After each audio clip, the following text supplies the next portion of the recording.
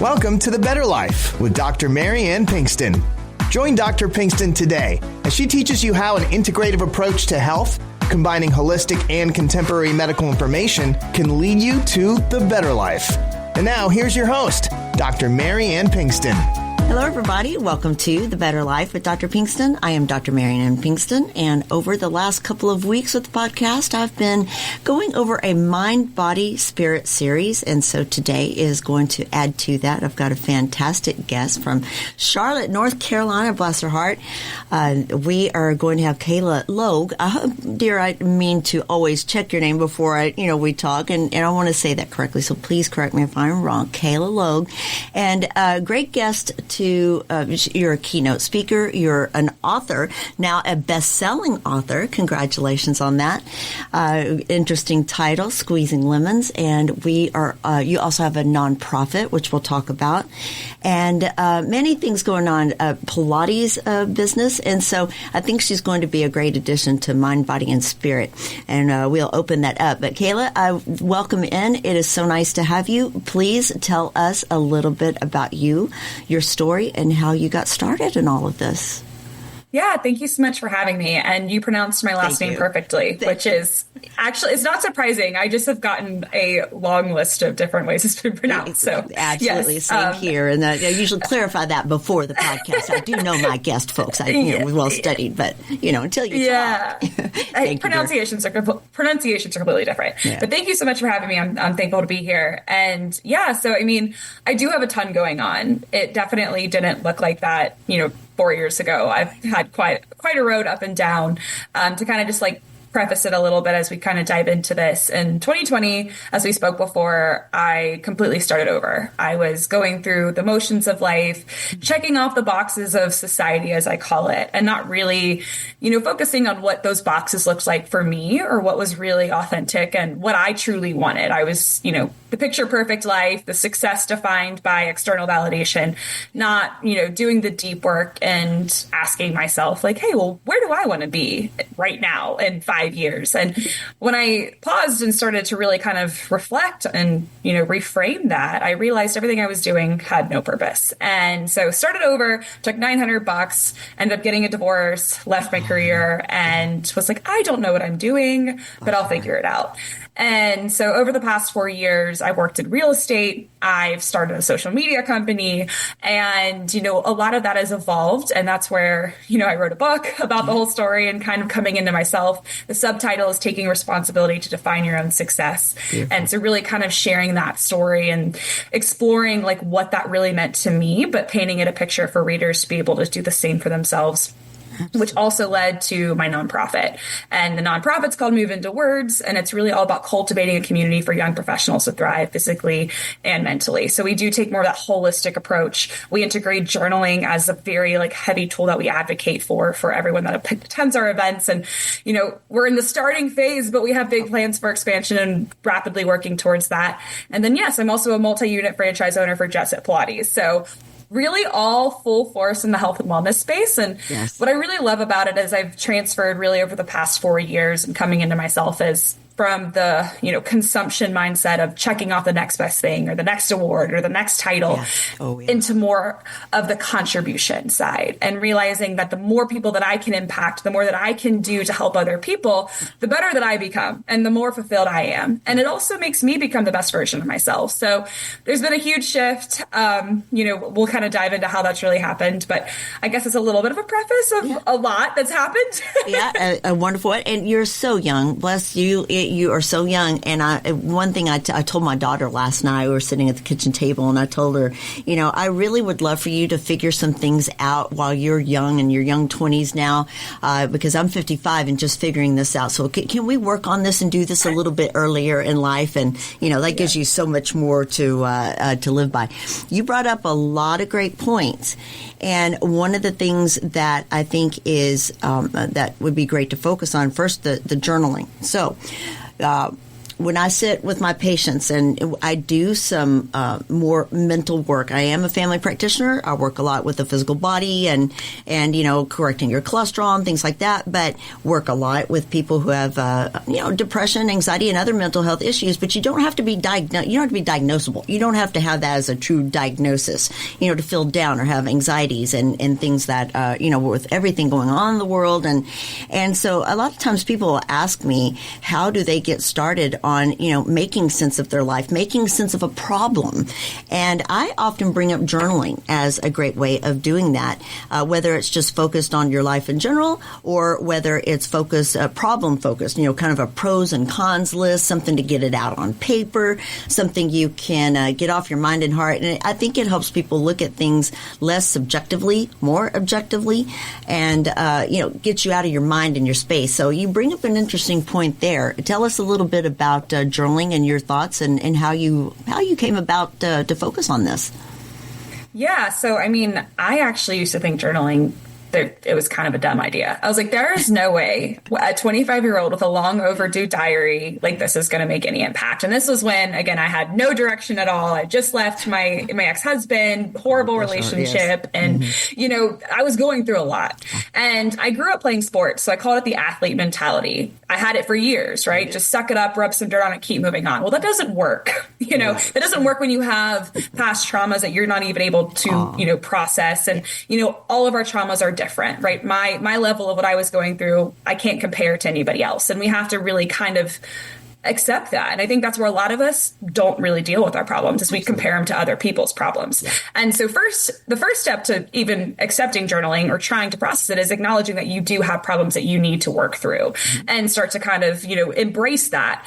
And then so with journaling, for me, what I think really held me up was there were things I didn't really want to admit to myself. There were things that I don't think I was ready to be honest with. And then until I committed to being like, okay, I'm going to do this with intention. I need to write down things that I don't want anybody to know, that quite frankly, I don't even really want to know. And I just need to put it all out there. And my sister was the one that highly encouraged me to start doing it. She encouraged me for months, and then I finally gave in. And I'll never forget the first night that I did. And it was just like 10 pages of complete word vomit. But I committed to putting down every thought and every feeling that I was avoiding or trying to outrun. Physical activity has always really kind of been my mental therapy, but it can only take you so far to a certain extent. Because if you're just allowing things to, build up in your mind and run a race through your mind and not actually process what that trigger is and why, then you're really getting nowhere. Yeah. So, for people that are trying to start, it's first committing and understanding, one, that you have problems that you want to work through, right? Acknowledging that you do want to make a difference. Yeah. And then two, making it intentional. I can go to the gym and I can stand there and get nothing out of it. It's the same thing. I can start writing stuff down, but if I'm not doing it with intention and, really being honest with myself, I'm not going to really get too much out of it. Mm. So, to start to kind of uncover that stuff, right now I'm actually going through the artist way, because I really do love different people's perspectives of how they, go through workbooks and things like that. And as we're kind of building a journal for Move Into Words, I kind of like to take different things of my experience and kind of put things together. And one big thing in the artist way is morning pages. And it's just writing everything down. It's just getting it out there. It doesn't have to have flow. It's just allowing yourself to process. And that's when I say be vulnerable with the pages. It doesn't have to have structure. You don't need to punctuate it. Just put down what comes to your mind. Right. And for me, I feel like that's the most beautiful way to start. I know that's how I started. And then you can kind of start to creep more into prompts and get a little bit more aligned with it. Right. Right. Do you have any guides as to how somebody gets started? Now, I know you have a journal that you do in your program, and kind of, I think, more geared toward young professionals and whatnot. Is something that people in general, a general population, can do of any age? Oh, yeah, absolutely. Yeah. And I think everyone's starting kind of depending on, it's not really age, it's not really demographic. It's just a matter of, sure, again, wanting to get started. Yeah. I think the simplest, anything, get started, be simple with it. It doesn't need to take an hour out of your day. It can take 5 minutes. I call it the 5-minute practice that can change your life. Right. And whether that's just writing down 3 things that you're grateful for. I did that for over a year. And now just has become, a complete habit of 3 things that I'm grateful for. That turns into an entire new practice of like kind of elaborating. So, maybe for a week, you just write down 3 grateful thoughts. Well, maybe the second week you can go in and sort of elaborate. Why am I grateful for these things? Right. And so, so really kind of just making that positive shift. And there are days where you're going to wake up and be like, I'm just not in a positive mood. Well, write down why you're not, right. So I think really ultimately, there's prompts. Some people like have to have a prompt. I think it works different for everybody. But the biggest key to getting started is doing it with intention and kind of having even like maybe a little bit of an end goal in mind of wanting to uncover something at the same time. It's awkward. It's awkward to sit down and open up something. I've done it. When I thought it was advised, to do something of the same and sat down, it's awkward. And, the thing is, it's a confidential world. It's not something you have to, show anybody. It is eye-opening sometimes to read the things that you put down, then go back and read it later and think, what kind of mind space was I in? But getting started is awkward. So, you can take a note. I'm thinking too about people who are younger and kind of the technology age. Most of the time they want to get on a computer on their phone and type something out. And the written word is something that's lost to us in generations over time. And there's nothing like getting a spiral notebook, opening up and pen in hand and, starting to put out your thoughts and words. And there is no rhyme or reason behind it. And if you want to, focus on a specific problem, if you want to focus on, generalizations, I think, just starting, like you say, with a point of gratitude and a few words of why you're grateful. I think I read a statistic that said it takes 5 positive things to overcome a negative thing in our mind. It's called negativity bias. And so putting things down about gratitude and why you're grateful opens up that positivity channel and allows you, I think, to focus more on your problems from a positive force. And so, just getting started, pen in hand, sit down, start writing your thoughts. Is there any place, though, where people can find how to, if they're not in active counseling or under a coaching situation, is there a guide, I guess, for people to start journaling? I know I bought several different types of journals. I had to find what was right for me, but what is your recommendation as far as a guide? Yeah, ultimately, we're working on building the ultimate guide for Move Into Words and, putting it out there, not just for our community, but for everyone. Right. So that's in the works. Stay tuned. But, ultimately, and again, for me, and that's why everyone's different. I just got started. I just started writing things down and it is awkward, but nothing really great happens in your comfort zone. So you just kind of got to do it. And it's there's no stage out there. Like I said, actually the artist way I do really like. I personally, I kind of dove into that one really well. Right. It's very well known. They have a workbook. She has a workbook. She has a whole book. Absolutely. And I think it's very articulate. It's very detailed. It's very specific. I like the workbook the best because she even explains in the beginning. She's like, if you want to know all the intellectual reasoning behind it, buy the book. But if you want just this to work and you don't need to have the intellectual reasoning for it to work, it gives you some context. But here's the workbook. Here's a great way to start coming into yourself. So I actually would highly recommend that one as kind of a good way to force yourself to write. It does give you that, almost parameters of where to start and a little bit more guidance. But, for some people that just want a free flow, I kind of hinting back on what you were saying about, technology and, typing it out compared to writing is a huge difference. Yes. And, even actually in the artist way, she explains this very well that, by writing things down, putting pen to paper, it forces you to slow down. And, we're all full speed ahead and, in many cases, that's not a bad thing. But when it comes down to journaling and processing, our emotions and taking time to really, be within ourselves, slowing down is a huge key. Yes. And, it's easy to just type and, write things out. Don't get me wrong. I don't just carry my notebook around in my journal everywhere I go. So I'll think of a thought and I have a running list of notes in my phone, which I think are great to kind of make notes and refrain back to your journaling. I do that very often. Yes. But yeah, I would say if somebody was interested in exploring one, for me, I do really like the structure of the artist way. Out of everyone that I've used or seen, it's definitely intentional. Yes. It's very deep and it's methodical. That is perfect. Thank you. I agree. And the title of that is kind of misleading. It sounds like it's a book about somebody who wants to start, or in their art, in an artist, fashion. But no, you're right. I think that's a very good one, and I'll try to provide a link for that on the website so people can find it. And then, journaling as far as a counselor, you brought up trauma and history of old trauma, and I try to pinpoint this frequently within the office with patients, with anything I write or blog or trying to point this out on the podcast, because I think it seems like it's a very popular word lately. Maybe it's become a little bit of a fad to, say triggers and trauma and things like that. But why does something become a fad? Because it's enlightened, socially that there are things that are underneath us that we do repress, things that are a ticking time bomb and need to be exposed. And I think journaling is a great way, to do that. Young or old, we all have those things underneath. We all have those triggers, and focusing on that, I think, is great. So, thank you for bringing that point up too, and very, very worthwhile to sit and journal and point out your gratitude toward those traumas and rebuilding yourself and trying to heal. Not everybody wants to go to a counselor. I highly recommend it. I think counseling is a wonderful thing. Not a lot of people want to do it, so you can enter in with yourself there. A good reference, like she said, The Artist's Way, and then journaling for yourself. So how did you get started on Pilates? So here's another place where I think people can look in. You mentioned being an athlete.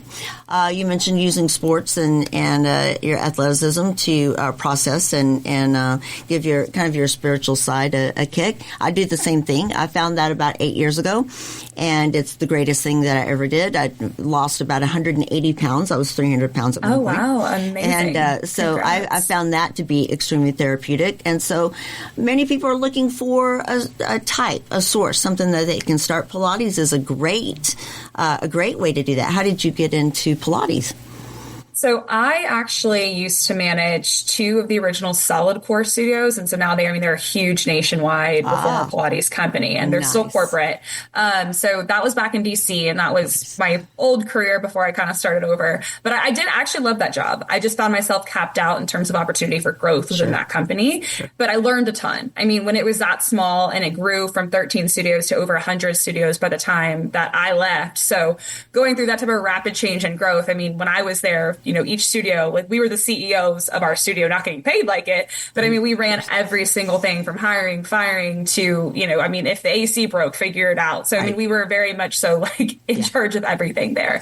So that's how I got started into it. But ultimately, even like personally, I played sports, like I said, my whole life. I always have worked out, and I went to a reformer class and I was like, what is this? This is like, it was so hard and also very humbling. Like I thought I was strong, and then I realized I was not strong in the places that I needed to be. Right. So, and I mean, gosh, I had multiple cortisone shots in my knees by the time I was 22, just from wear and tear from playing sports.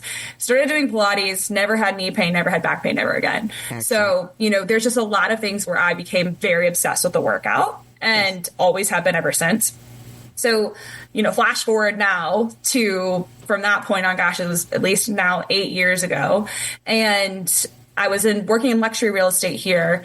The company was taking a different direction. Enjoyed real estate for the communications, the relationships, the networking piece, but it just wasn't really, I don't think, my path. Right. So my life partner and my business partner and I, we invested heavily into opening up Pilates studios. He's always wanted to own a gym. I have a great background in reformers Pilates space, of course, and this opportunity for franchising. It's a newer franchise, but the company's been around for 15 years down in South Florida. So if anybody's in South Florida listening to this, I know Jet Set Pilates, so I would be more than surprised if they don't. They're everywhere. So newer franchise model. I've actually worked with a lot of the development team back in the Solid Core days that are now with Jet Set. So it's kind of like deja vu in a whole new light, and kind of creating ownership. But, really overall, like I said, I love the workout. I know how life-changing it was for me. I know many people it's changed the life of, and ultimately being able to coach it, create that community, provide that service for so many other people, while being able to make money and doing what I love. It's definitely just combines into the perfect opportunity, right? Yes. Absolutely. Well, with Pilates, so many people really don't know. I know in San Antonio it's not a very popular thing. Yoga, that seems to be something that people dive into. What is described for people? What's the difference? What's the difference between Pilates and yoga or any other type? I mean, gosh, it's, with yoga is definitely similar to Pilates in a sense, but I would say Pilates is definitely more like strength based. They can kind of coincide in terms of movements, but the way the actual, class is led is different. And also what we're opening is a reformer studio. So it's a reformer. You have two platforms. You got a carriage, which is resistance based. So you've got spring loads all the way from 3 pounds up to 88 pounds. Nice. And it's slow, controlled time under tension movements. So a lot of the things that you do, even, aside from, a yoga space, but if you were to do, HIIT or even just, running, that there's more high intensity, higher impact workouts. This is a high intensity, but lower impact. Right. So it's all about the slow, controlled, working muscles down to failure and building those smaller, almost supportive muscles to strengthen. It's a greatest compliment to just about anything, truly. It really is. And I think spend a lot of time in the weight loss space with patients, and most people do a lot of cardio and really push themselves on the cardio side. And I said, cardio is great for the cardiovascular system, but really what we want to do is muscle build, increase your protein, build your muscles, build your strength and your core and all those ideals. And I think Pilates is wonderful for that. I think it incorporates, in my mind, tell me if I'm wrong, please, that it incorporates a little bit of an ability to kind of get one with your body, like yoga does, but again, more muscle building, strength training. And I think it's a great addition to somebody trying to get into, the weight loss space and toning and building muscle. So I think it's something that people really don't know a lot about, but should look into. And there are plenty of, places to do this. You guys provide one. And so I think Pilates is an excellent resource for kind of that mind, body, spirit, but not very well known.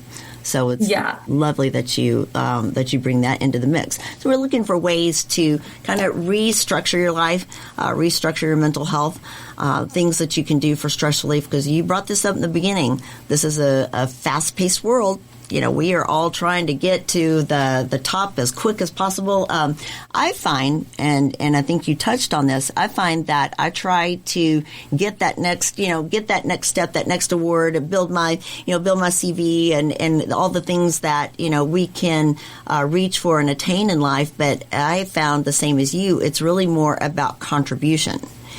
And, there's only so many things you can do. And I think we're seeking approval sometimes, trying to get that next award or whatnot. I just want the world to love me. I want, people to love me. And it's like, you're already loved. If you love yourself, what can you do to give back to your community? So I love that you brought that up. And so the journaling and Pilates and things like that, I think, are ways of tying in for people how to slow down your life, regroup, find your more internal spiritual self. And I'll say one thing, we're going to hit a break here in a second. I want you to tell everybody where they can find you and all. Afterwards, after a short break, I want to come back and talk about your book and your nonprofit. But somebody told me that, the great, so people like Stephen Covey or Tim Robbins or, all the great thinkers out there, and these are the modern day ones, but they all get up early. They all spend some time in meditation or prayer. They all do some reading and works of other great people, and then they sit and journal and create their own thoughts and their own processes. People imagine that it takes hours. It's like, well, when am I going to work out? When am I going to make breakfast for the kids? But there's just a shadow of, even 20 minutes. I think if people could take some time like that to get their day started and slow the pace of their life and look at their life at the beginning of the morning and try to build, I think that's a great way to do it. Do you agree? Oh, I couldn't agree more. So you've said it perfectly. And, the morning hours, at least for me, and, even as you've said, a handful of very successful people make the biggest difference. Like, I know if I don't get up and get my day started with my own personal time, then I'm doing everyone around me a disservice as the day moves forward. And that's the last thing I want to do. So absolutely. Couldn't agree more. Serve yourself first and feed yourself. I think women are particularly horrible at this, getting up it took me a long time to become much better. But yes, goodness. It makes the world of a difference. difference. It really does. I always say being selfish first is the most selfless thing you can do. Absolutely. You cannot take care of others until you take care of yourself. That's a hard lesson to learn. Again, I think women are particularly worse at that. In different ways. So tell us then how we can find you and where you are and what things, links and stuff, and anything else that you that we can do for you. Yeah. So, I mean, really, in terms of staying in touch with me, my website, kaylalogue.com, has just about everything. So you could even find my nonprofit there. You can work with me in terms of, on higher level with coaching. I have workshops that are coming up. There's going to be Pilates retreats coming up. My book's there. I have done podcasts there. And then, of course, social media links, everything there. I'm on Instagram, on LinkedIn, Perfect. Facebook, YouTube, TikTok, all things. Very good. Keep it all in one spot. I love it. So, yes. Yeah, it's just easy to go to one and then click around. It really is, isn't it? It is. And I know she had a nice link tree. Saw you on LinkedIn this morning, followed you, and saw you on LinkedIn. You've got a lot of great, very quick references there, too. So that's a good spot to look at. And Instagram's a good one to go to because it has everything there, too. It's right in my links. Yeah. Very good. We will hit all of those and follow you. So we will take a short break, come back and talk about your book, a very interesting book. And give us just a few minutes. We'll be right back.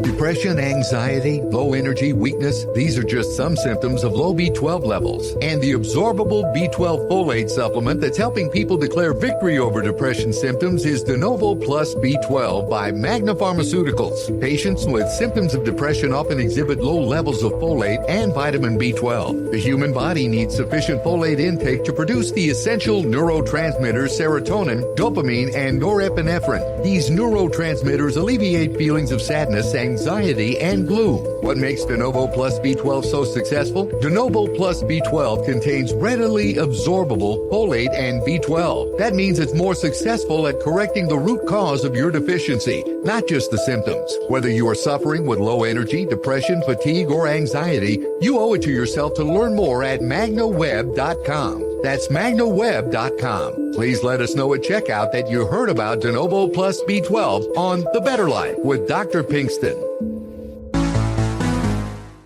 Hello, everybody. Welcome back to The Better Life with Dr. Pinkston. I'm Dr. Marianne Pinkston here with Kayla Logue this morning. We've had a great conversation about a couple of things that I think people should understand and know about making your mind, body, spirit a better place for you to live. I know sometimes I question living inside my own head, and it's not always a fun place. So these are great tactics at getting to the bottom of how you can improve and improve on your life and make your mind, body health a lot better. So you have written a book. I would love to hear about this, and it's very good. I bought it and was able to go through it, and so great book. Tell us all about it.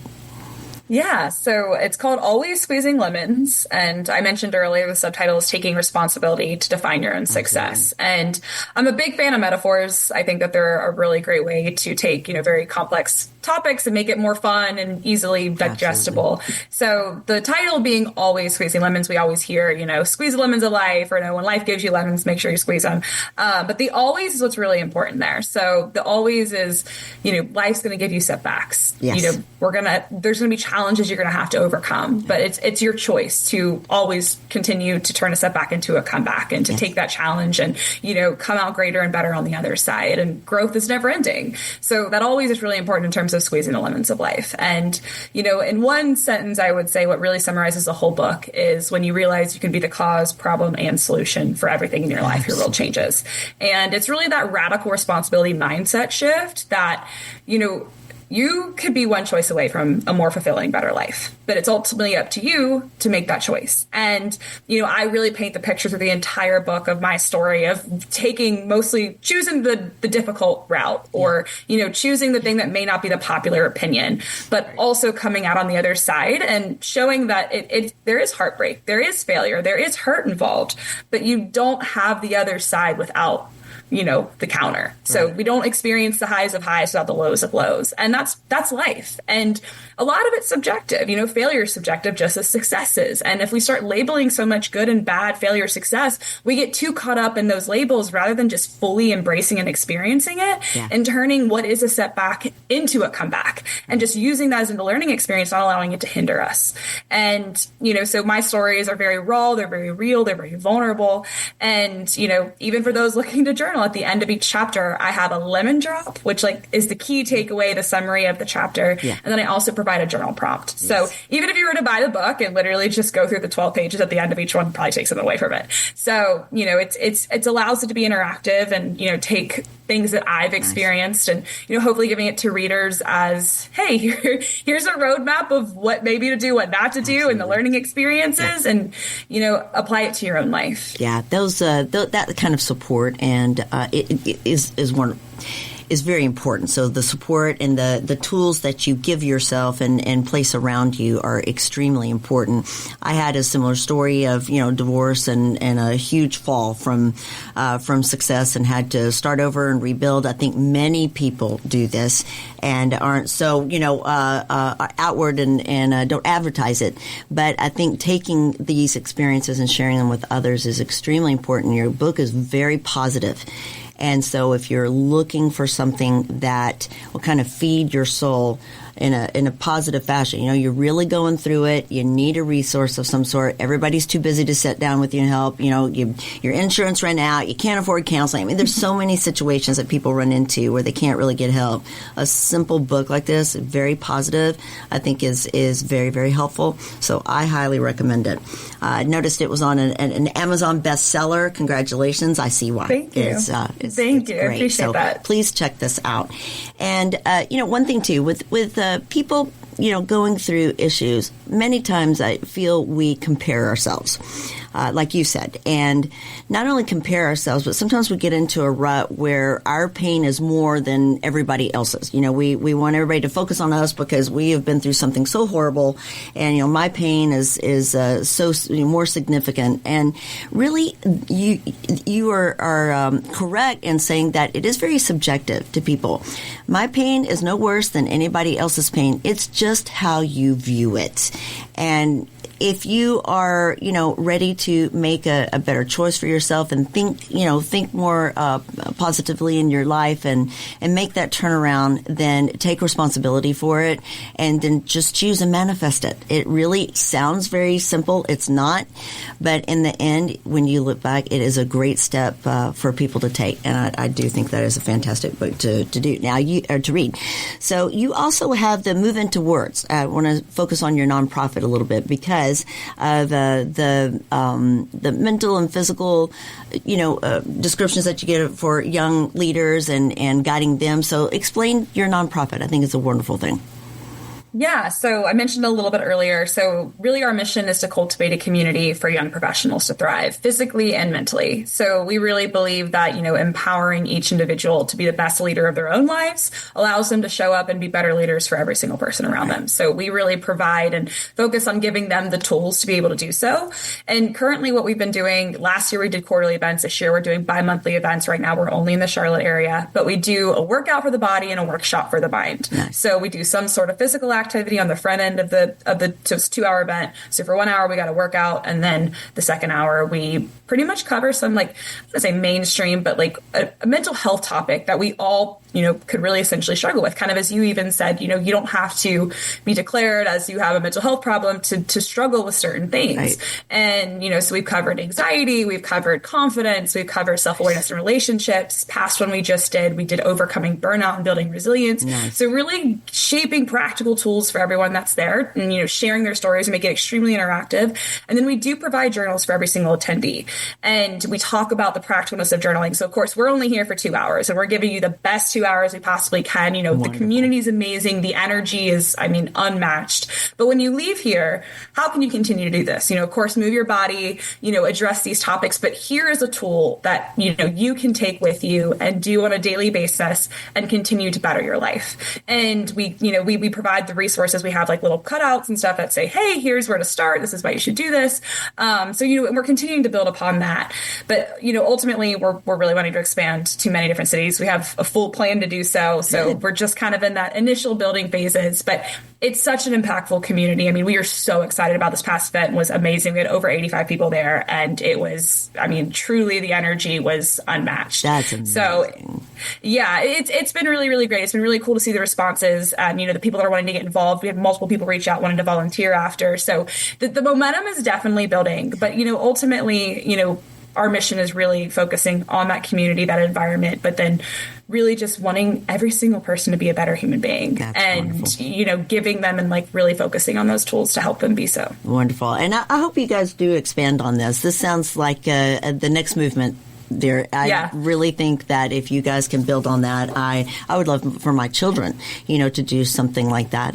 I would do it. I know it's for young professionals, but I tell you, starting over at 50, I feel like I'm in the youth of my new world. So we say young professionals, but ultimately, even like with my book, right? There's many people that I've taken from my book that the target audience, essentially, and I put that in quotes because that's what it is. Yeah. But ultimately, if you're looking for a major shift in your life, or even if you're looking for a stronger community, my book or Move Into Words, like you definitely fit into that mold. I think age is just a number, right? Again, it can be very subjective. So, ultimately everyone is welcome. Anybody that wants to be better, come on. Yeah, you are more than welcome to walk in our doors. I would walk in that door. I love it. We'd love to have you. That would be wonderful. So, looking at all of this that you have brought up this morning and putting it all together, there are many ways that people can take you can have a great life. You still got a lot of problems and,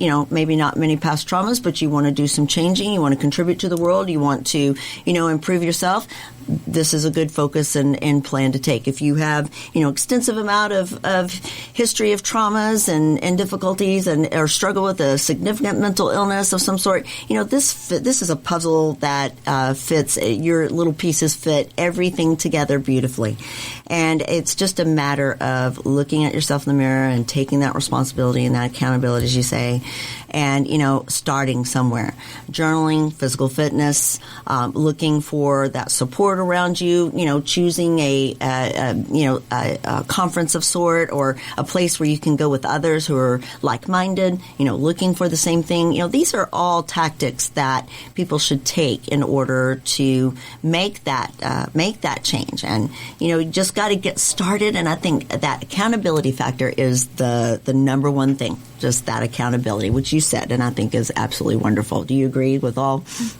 100%. Yeah. Yes. Great summary. Couldn't have done it better myself. Thank you. Well, you have brought together a lot of great topics and thoughts this morning. I really hope people check out the book. I was really impressed with it, and I think it's absolutely wonderful. So tell us one more time where we can find you. So easiest link, go straight to my website, kaylaloeb.com. Everything is there. But on social wise, Instagram, LinkedIn, really great places with also additional links. Those are like my main, I would say, social medias that I really focus on. So, but yeah, if you want to see more, work with me, get in touch about even the nonprofit, email me directly. It's all on my website, kaylaloeb.com. Wonderful. Well, I have absolutely enjoyed you being on. I will tell people that I will have your information on my website. So I did the same thing, everything in one spot. So drpbetterlife.com. You can find all my social media and past shows. Been doing this about 3 years now. So all my past shows, and definitely will be able to find Kayla and her links to the book, to her website, social media, everything. We will have all that listed there. And so what's next for you? Well, right now, really, I feel like I've done a lot of changing, obviously, over the past 4 years, going up and down. And I'm excited to say that now I'm really just focusing on growing Jet Set and growing Move Into Words and putting really my energy and effort there. And of course, I knew new things and opportunities will kind of branch out and come up. Always. But it's all in the health and wellness space. And, so excited to see the growth of both of those over the next couple of years. Absolutely. And beyond. And beyond. And you are a great example of how that failure that you perceive, and what, as I say for myself, falling on your face is not the end of the world, and it doesn't matter what age it is. If it happens to you young, well, you're lucky. You've got a lot of life left to figure it all out. If it happens to you really late, it's not over. And so do that work and pick up the pieces and move on. You are a fantastic example of that. I absolutely appreciate you being on today and spreading the word. Thank you very much. And any last words? Oh, gosh. How do you do that? I mean, big question. No, I mean, ultimately, I really like to say this, and it's always a great closer, is that mindset shift of realizing that you can be the cause, problem, and solution for everything in your life. And when you accept that, your life does become much better. So just embodying that as well. Absolutely. Thank you so much for having me. Sure. It sounds like a great podcast title. So there you go. Awesome. Kayla, thank you so much. And I hope to see you soon. Talk to you as well. Yes, sounds great. Everybody have a great week. Thank you. You've been enjoying The Better Life with Dr. Mary Ann Pinkston. For more information, go to drpthebetterlife.com. That's drpthebetterlife.com. And listen next week for The Better Life with Dr. Pinkston.